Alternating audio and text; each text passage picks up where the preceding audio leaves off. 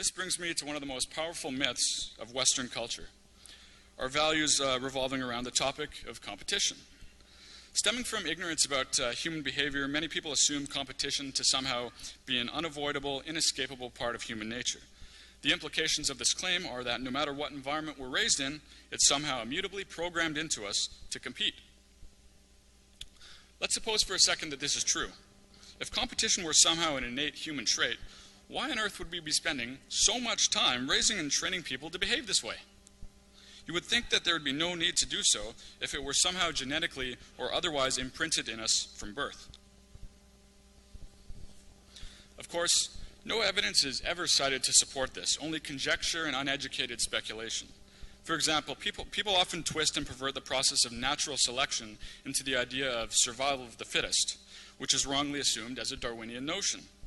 The phrase survival of the fittest was later coined by a right-wing political theorist named Herbert Spencer, who tried to corrupt Darwin's thinking to his own predefined political views. Darwin spoke about natural selection, which simply means the organism or species that can best adapt to a changing environment will be more likely to survive and reproduce. However, that doesn't actually specify competition as a mechanism. On the contrary, often the avoidance of competition or the deliberate intention to pursue cooperative strategies increases the chance that an organism or species survives. On the flip side, mountains of evidence can be uncovered that refutes our society's myths about competition, that competition is inevitable, that it's more productive than cooperation, that it's more enjoyable, and that it builds character. Likely the best book I've found on the subject was written in the late 1980s by sociologist Alfie Kohn, who wrote a book called No Contest, The Case Against Competition. I really cannot recommend this book enough. Easily one of the best I've read, and I would say mandatory reading for those interested in the Zeitgeist movement. The author's research that reveals the social cancer that is competition is invaluable, and I want to address some of the most important research described in this book and its social implications, relating it back to the idea of sustainable values. The back cover reads, of the book, contrary to the myths with which we have been raised, Kohn shows that competition is not an inevitable part of human nature. It does not motivate us to do our best. In fact, the reason our workplaces and schools are in trouble is that they value competitiveness. Rather than building character, competition sabotages self-esteem and ruins relationships. It even warps recreation by turning the playing field into a battlefield. No Contest makes a powerful case that healthy competition is really a contradiction in terms. And because any win-lose arrangement is undesirable, we will have to restructure our institutions for the benefit of ourselves, our children, and our society. The first myth about competition being a part of human nature is usually asserted by those who have not bothered to understand the environmental conditions that may be responsible for this competitive behavior. And of course, as is nothing new to those in the movement, competition is imposed upon us in nearly every aspect of life, it seems. From the need to compete against our fellow classmates in schools for grades, is essentially inevitable in the labor force, for the need to compete for jobs, to the playing field, to corporations having to compete with one another for market share, to governments battling one another for economic dominance. All of it is provably destructive in one way or another, and this multitude of influences can help explain why competition is so deeply ingrained within our culture and why it may seem like it's an inescapable part of human nature to compete. What is not usually considered is that human beings have lived in periods of great scarcity for thousands of years, reinforcing this competitive drive of society. This is essentially inevitable in a scarcity-oriented environment. The same reasoning can be applied, for example, to a pack of lions which must fight amongst themselves for the limited amount of food in their environment, not because of some immutable genetic configuration. So, logically speaking, if scarcity was eradicated, as is possible in a resource-based economy, to provide access to goods and services without a price tag, we should expect a different set of behaviors and values that correspond to this environment, one that is free of competition and all other monetary-related symptoms, and instead allows large-scale cooperation. Sociologist Philip Slater offers an interesting insight. He says, "Scarcity is spurious. It now exists only for the purpose of maintaining the system that depends upon it, and its artificiality becomes more palpable each day." To quote another, anthropologist, Marshall Salins, the market industrial system institutes scarcity. in a manner completely unparalleled and to a degree nowhere else approximated, where production and distribution are arranged through the behavior of prices, and all livelihoods depend upon getting and spending. Insufficiency of material becomes the explicit, calculable starting point of all economic activity.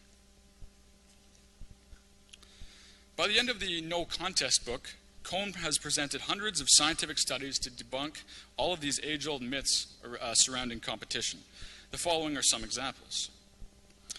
One research study involves taking a group of people and instructing them to perform a task. Half of them are told, see if you can figure this task out. The other half are told, this is a contest with a prize awarded to whomever wins and does the job better or faster.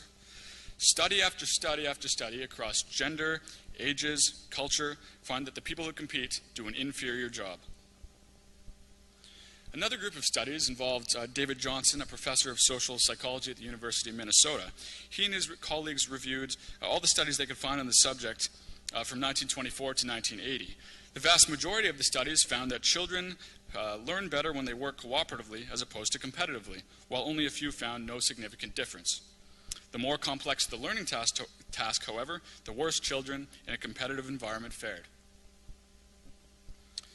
A 1983 study of 310 laboratory technicians by Dean Josvold here at Simon Fraser University in Vancouver and his colleagues found that subordinates who worked for a competitive leader were largely dissatisfied with their jobs.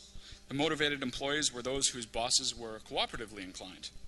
That finding nicely complements with this professor's other research, who has shown repeatedly that cooperation in the workplace translates into much better decision-making and higher productivity.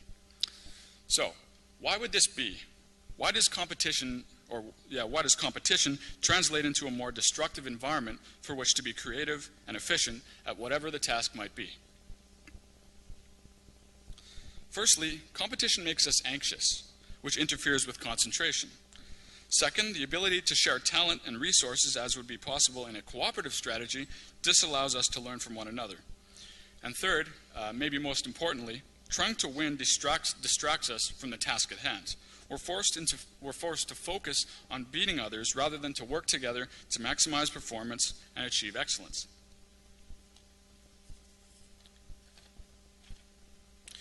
It is psychologically destructive in the sense that we are forced to see others as obstacles to our success. It leads to dishonesty, as the goal, of course, becomes to destroy others by whatever means possible, as is what the market system has become. This makes sense, obviously, as it's irrational to trust someone who gains from your failure. Recognizing this, people shift their stance to something like, well, then we just shouldn't overdo competition. We should pursue it to a healthy amount. Unfortunately, this line of reasoning is also flawed. The problem with competition is not the amount to which we pursue it or to what avenue we apply such strategies. The problem lies with competition itself. A social poison is a social poison no matter the quantity. The phrase healthy competition, then, is really actually just a contradiction in terms. So, enough about the destructive effects intrinsic to competition. Many people claim that competition is enjoyable and as such is enough to warrant this sort of recreational activity. Firstly, the problem with such a claim is that it's not compared to anything. Another problem is that people are hardly exposed to cooperative sports or other cooperative games in a robustly competitive culture, so they can't accurately judge competitive games against anything else. Dozens of studies have been carried out to determine whether competitive games are more enjoyable to cooperative games, assuming people are exposed to both.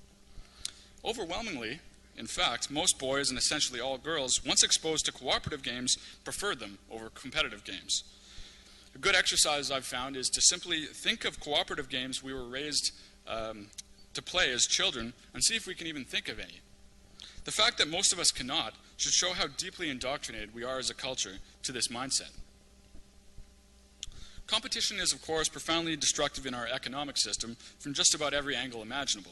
This is essentially the context in which the Zeitgeist movement has discussed its detriments, from the planned and intrinsic obsolescence and thus waste that is produced due to the need to create a multiplicity of products to compete for market share, to the artificial scarcity, to the ever-widening income gap, and the list goes on and on. It is, of course, claimed that competition is an incentive mechanism to get people to perform their best. As I mentioned briefly already, studies repeatedly reveal that people generally do an inferior job when working in a competitive culture or competitive structure. And if we step outside our current economic and political system and frame things from within a resource-based economy, this would resemble a truly cooperative framework. If scientists got together to share knowledge and information to build the best computer possible, then it would just be done, without the need for corporations to each hire a group of scientists to compete with each other, hoarding patents and unable to share ideas. Again, I'll go more into the science of motivation soon. The implications of this understanding is that our schools, our workplaces, and in fact our entire economic system are predicated on a motivational structure that is backward. And it of course walks in tandem with the monetary system structure. Back to competition, the research clearly suggests over and over that competition is a social cancer, always, not just a lot of the time or most of the time. And it's simply another reason we must remove the monetary market structure for the social well-being of everyone. Going back to the issue of sustainable values, valuing competition as anything other than a wholly destructive force within society would seem an unsustainable value to hold then, as all the research clearly demonstrates. In sports or any type of competitive game, we're well aware of how badly it feels when you lose, but few pause to reflect on the psychological ramifications of winning. You feel a strong high, you gloat for a while, and then you come down. In fact, you crash down and you need more of it, precisely like building up a tolerance to a drug. And even sitting on the sidelines, we're envious of the winners and feel contempt towards the losers, and we're suspicious of everyone. The emotional needs that we attempt to meet through competition are actually exasperated by competition.